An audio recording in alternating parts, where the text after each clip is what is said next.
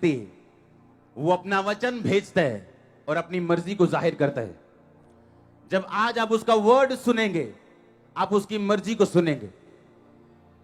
जब तक एक बच्चा छोटा रोता नहीं, मां भी उसको दूध नहीं देती, उसको मालूम है अभी भूखा नहीं है, क्योंकि जब जब वो भूखा होता है वो रोता है और रो के अपनी चीजों को बताता है।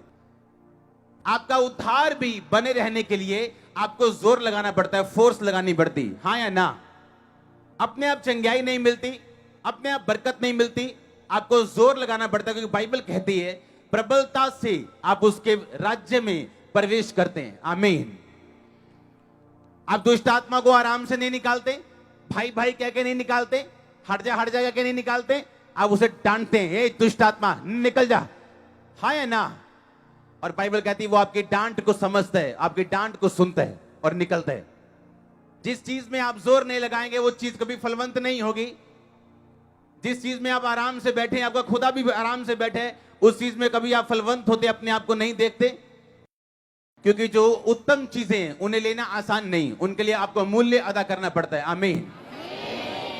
इसलिए मैं कहता हूं जीवित चर्चों में जाओ, जहां जहां गवाहियां होती हो, जहां जहां काम होते हो, वचन होता हो, प्रचार होता हो, यीशु मसीह का डर मानना सिखाया जाता हो, वो चर्चे चाहे दूर हो चाहे नजदीक हो, क्योंकि जिस चीज के लिए आप जोर नहीं लगाएंगे और जिस चीज की वैल्यू आप नहीं समझेंगे, आपकी लाइफ में फिर बरकत नहीं आ सकती। प्रार्थना करने के लिए भी आपको जोर लगाना पड़ता है, कई तरह की रुकावटें, दिक्कतों का सामना करना पड़ता है। आप जैसे ही प्रार्थना करना शुरू करेंगे, आपके घर में से ही, आपके बाहर में से, आपके दोस्तों में से कोई ऐसी बात कर देगा आपको डिस्टर्ब करने के लिए, हाँ या ना? क्यों? ऐसा क्यों? क्योंकि शैतान जानता है आप कुछ करने जा रहे हो ऐसा जो उसके राज्य को प्रभावित करेगा।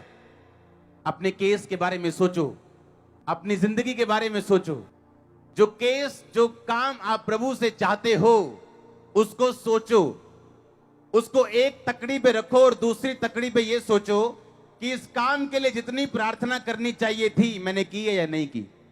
या मैं एक जीनी की तरह विश कर रहा हूं कि चिराग घिसा, जीनी निकला और बोला मुझे ये चाहिए तो मिल गया। आपका परमेश्वर जीनी नहीं है, वो असली वाला है जो कहता मांगो तो दिया, ढूंढो तो तुम, खटखटाओ तो तुम्हारे लिए। क्योंकि जो कोई मांगता है उसे, जो कोई ढूंढता है वो, जो खटखटाता है उसके लिए खोला जाता है। तुम्हारा पिता तुम्हारे मांगने से पहले जानता है तुम्हें किन चीजों की आवश्यकता है, जानता है पर देता नहीं। देता वो तब है जब तुम मांगता है, क्योंकि मांगो तो दिया। कितनी सिंपल, कितनी पावरफुल टीचिंग है परमेश्वर की। परमेश्वर को पाना मुश्किल नहीं है, आसान भी नहीं है लेकिन मुश्किल भी नहीं। उसकी टीचिंग ऐसी नहीं है, उसका वचन ऐसा नहीं कि आपके दिमाग के ऊपर से निकल जाए। एक अनपढ़ भी उसे समझ सकता है, एक डॉक्टर भी उसे समझ सकता है। आमीन। उसने कहा अगर तू मेरे राज्य में प्रवेश करना चाहता है तो क्या करना पड़ेगा? प्रबलता से तुझे प्रवेश करना पड़ेगा। प्रेयर करने के लिए, फास्टिंग करने के लिए, बोने के लिए। इसलिए 12 साल वाली वो औरत घर में नहीं बैठी रही। आप जक्कई को जानते हैं, लिखा वो नाटा था। जब मुझे मालूम हुआ उसे कि परमेश्वर ने यहां से निकलना है आज, तो लिखा वो रास्ते में एक गूलर के पेड़ पे चढ़ गया परमेश्वर को देखने के लिए। बाइबल कहती है वो चुंगी लेने वालों का सरदार था।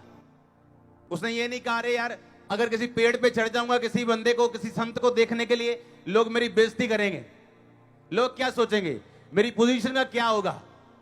यीशु मसीह ने कहा अगर तू मुझे फॉलो करना चाहता है तो अपना क्रूस उठा और मेरे पीछे आ, अपने आप का इनकार कर और मेरे पीछे आ।